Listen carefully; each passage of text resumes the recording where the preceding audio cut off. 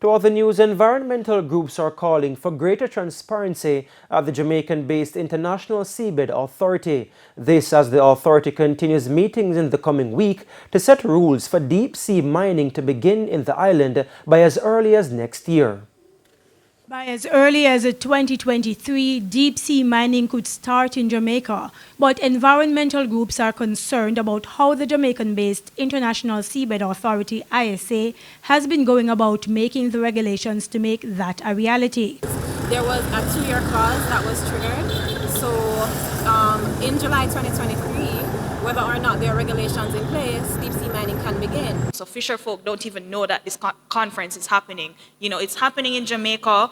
Civil society isn't being involved. The people of Jamaica and the other countries aren't being involved in these decisions that are going to affect us long term.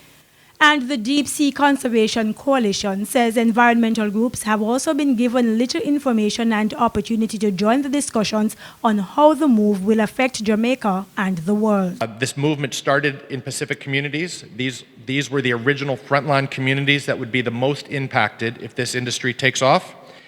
And that concern has spread to island communities around the world. They're the frontline communities. They have the most to risk with sedimentation of coral reefs, poisoning of waters, disruption of fisheries. Deep sea stands between us and the worst impacts of climate breakdown by absorbing the greenhouse gases and heat produced by human activity. Greenpeace USA says it's trying to get other industry players to join the fight to keep miners out of the deep sea. Automakers are one of the potential end users of deep sea minerals should they ever come on market. They have a potential use in the batteries for electric vehicles.